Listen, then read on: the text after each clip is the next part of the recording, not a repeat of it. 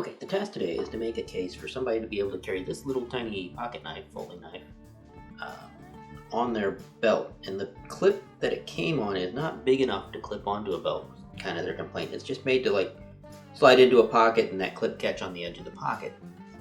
But they don't want to carry it in a pocket, they want to carry it on their belt. So I need to make just a little carrier for this that can slide into and clip on. Basically a little pocket made of leather that goes on a belt. To do that, I've come up with a little pattern real quick. And basically I've got this long skinny piece, and it's going to be the back of the sheath, and it's going to fold back and be the belt loop, and it'll stitch together down here. So that'll be our belt loop there. This will all be stitched together.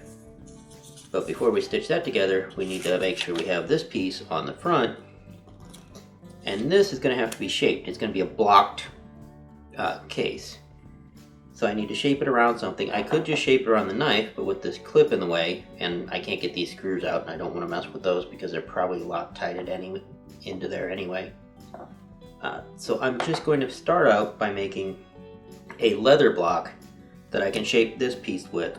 And then once I've got that piece shaped, I get it attached on, glued on, punch all the holes and stitch it all together. And of course we'll stitch this together while we're at it. We'll have it all colored and dyed and whatever we need to do between here and there. But that's the general plan. We'll see if it actually goes according to plan. But we're going to start off with just some scraps. These are just pieces cut off from making belts. They're about 9 ounce leather. And this is the actual piece I came up with for, well, the other way around, the shape of the knife. And that'll be close enough. And I need 3 layers of this to be about the thickness of that knife.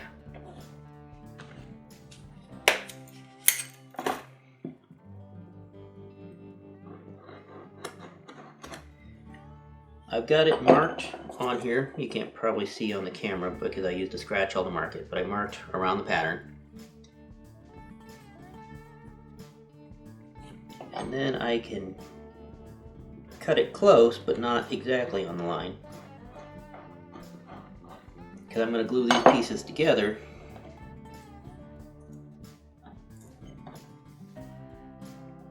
And make the block, but then I'm going to sand it on a belt sander to get to the right dimensions.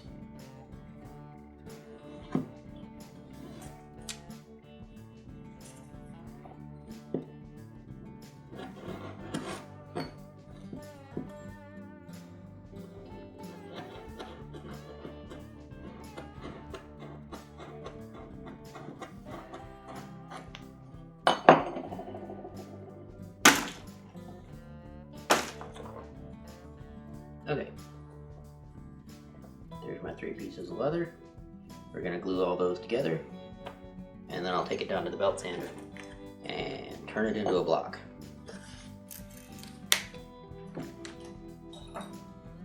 Just make it a little easier to see on camera, I went ahead and marked the line with so you can kind of see what's going on here. But I need to just pretty much take all that off, that's the extra, round out the edges a little bit on the belt sander, and then we'll have our block ready to go. I'll probably take off these big chunks right now with the round knife.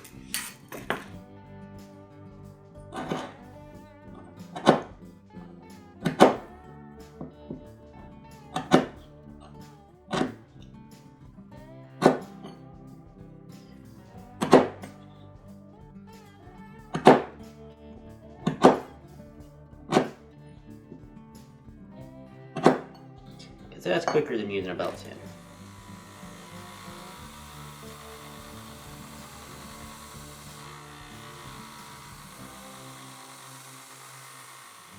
One more quick little improvement to our block.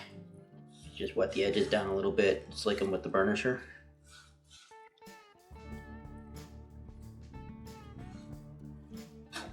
We don't care what our block really looks like, but having nice smooth edges and especially rounded corners makes it a little easier to actually shape your piece.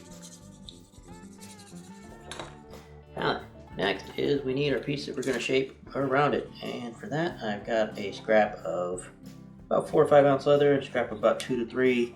I'm going to put those back to back. I'm going to basically line it. I don't have to be real precise about this because I will be trimming it again after I've got it shaped. This piece is made oversized on purpose.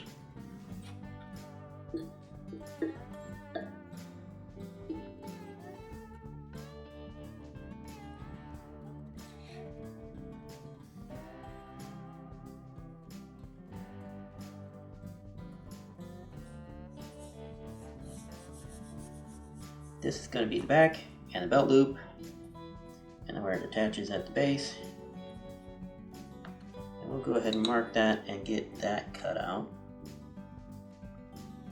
And this is a scrap of about 6 to 7 ounce leather that I'm cutting that piece out of. So it'll be a lot stiffer on the back. Let's use a 3/8 punch to get these corners.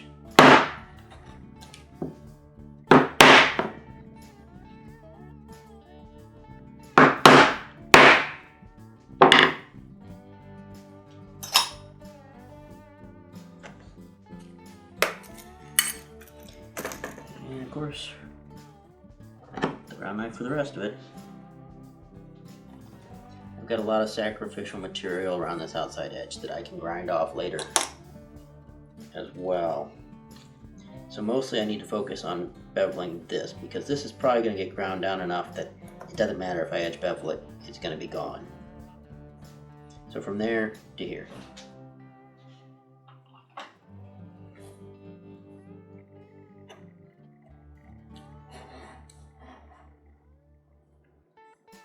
Now to make our stitching go a little bit easier, another trick real quick is to actually take and skive this back piece a little bit so that you've got an even transition there, so you don't have this big step for your stitches to go, so you don't have a piece of thread there that's going to get caught on everything and get rubbed loose and break.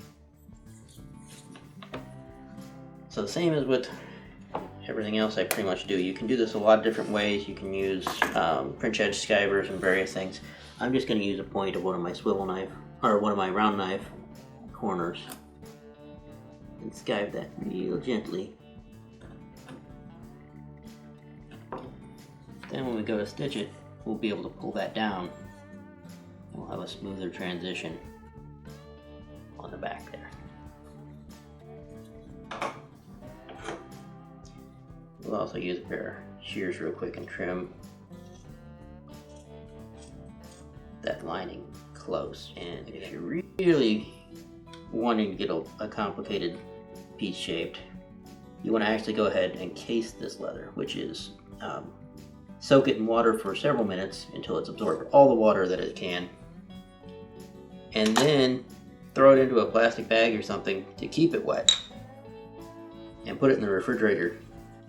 It's sometimes as much as overnight. You don't want to leave it several days because it will start to mold or mildew.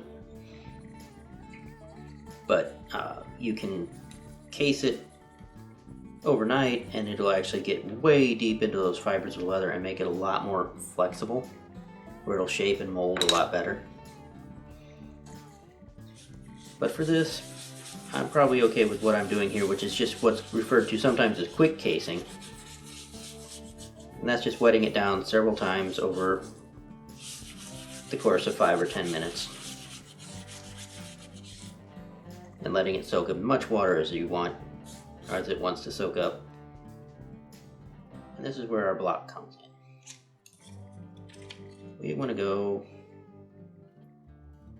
about yay high on the block. So we'll go ahead and put, again, a scratch hole mark across our block that I can line it up to.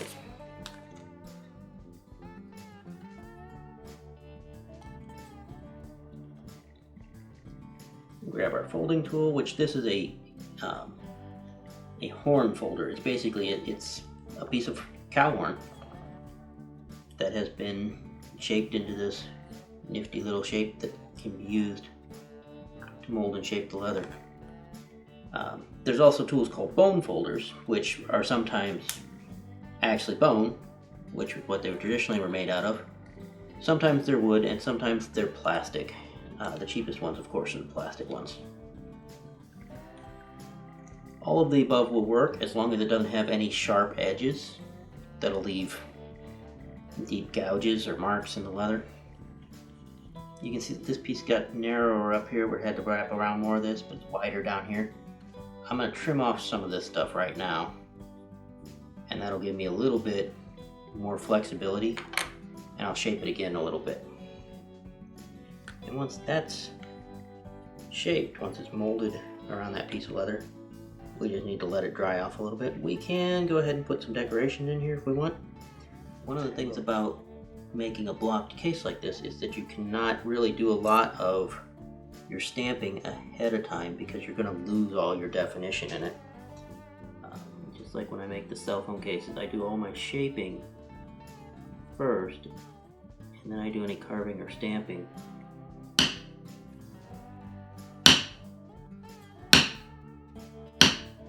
It's going to be just as easy, I think, to get this done hand stitched as it will be on the machine, because I've got to deal with trying to avoid hitting this. That's going to be the belt loop on the back, and there's not a lot of room there. If I get off just a little bit, I can get mixed in with that, and then we've got problems. I can start to throw some dye on it. I'm going to use, on this case, some light brown of the professional oil dye, or sometimes it's just called Pro Dye now, sold as. Depends on how old the bottle is. Okay, once those pieces are mostly dry, I'm going to go ahead and use some acrylic Restylane on there as a finish. And on this piece, I'm going to probably finish up these edges along here that are going to be the belt loop as well. And go ahead and finish them with gum tragacanth and slick them, burnish them. And then on this piece, I'll finish up this edge with some gum tragacanth and slick it.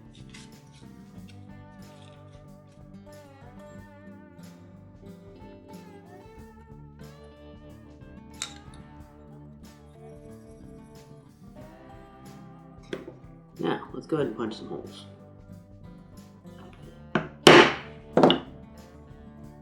I'll mark them with a stitch, with the awl real quick, with just a scratch awl. And the same thing, let's go ahead and punch our holes.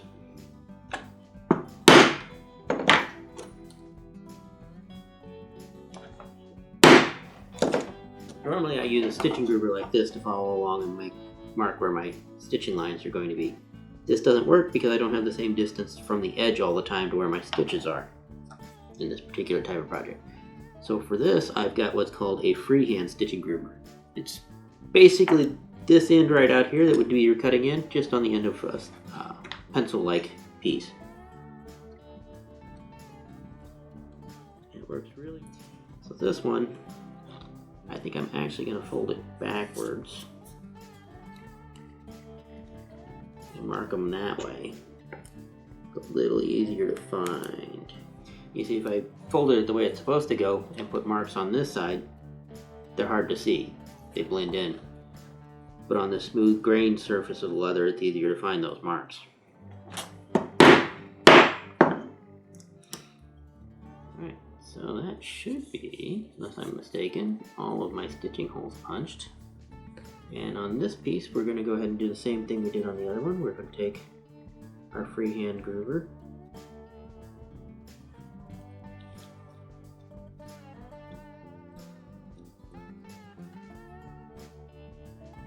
and connect the dots. Now, that a common trick among leather workers is when you thread a needle, obviously just tucking the thread through the eye is the first step of it. And since it's a wax thread, it's usually not too hard to squish it down and get it to go through even the small eyes on these harness needles that I like to use. But then the real trick is to keep the thread from pulling off. If you pull on the needle, you can't tie a knot or anything, because then there's going to be a lump there that you won't be able to pull through your leather. But if you pull enough of it through, you can go up towards this tail and you can pierce through the thread. So I've got it, the needle actually stuck through the thread. And you can pull that back down. And when you pull it up tight, and basically be like you tied a knot, you basically spliced it in. And of course the wax thread's gonna make it stick together. And then you don't have the big lump of a knot, but you've got your needle secure, so you're not gonna pull the thread out of it and have to rethread it all the time. And stitching is just gonna be a saddle stitch. I'm gonna start with a long piece of thread and a needle on each end of the thread. And it's just a matter of stitching back and forth through all the holes with both needles. And we should be getting to that point.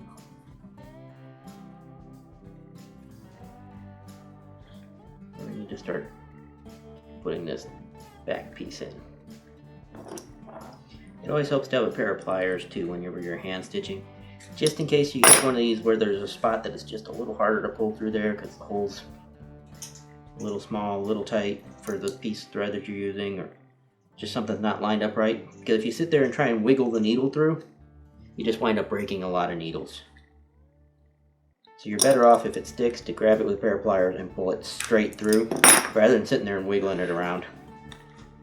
Another thing I've seen on hand stitching that people do that is kind of just plain wrong is they'll get to the end where they got up to the top and they'll stop and they'll pull the other thread through and they'll just tie a knot, and maybe they'll tie a knot and they'll burn it with a lighter or something to melt it together and call that good enough. And that is not the way to end off a stitch. That is just going to rub loose, and it's right up here at a stress point, and that's going to work loose over time. So if you really want to finish off your stitching right, it's actually way easier than that. You don't have to tie a knot, you don't have to do anything funny. It does still help to burn the end off after you've trimmed it, but just to get it to hide. But all you need to do is you need to back stitch through 3 or 4 holes back with both threads. Now there's usually, you've already got 2 threads through there and you're trying to put 2 more through. It usually gets pretty tight and you have to use a pair of pliers to do it. Just stitch back down, like I said, about 3 stitches or so. Pull them tight, trim them off.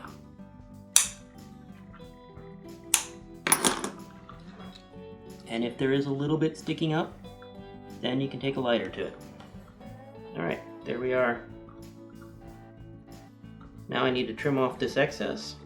Then I'll go downstairs and take it to the grinder again and grind it all kind of even and smooth, and then we can go ahead and finish our edges around it.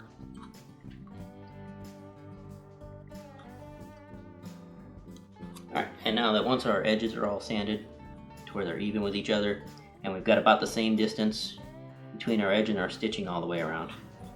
A little bit of dust on there still. Go back and take the edge beveler.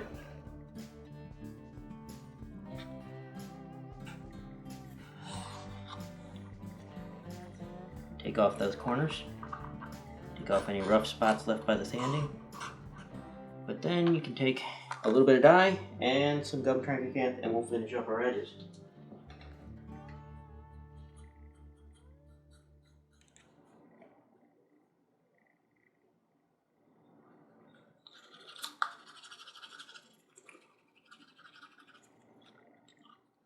Okay, and there we go. Just gotta make sure.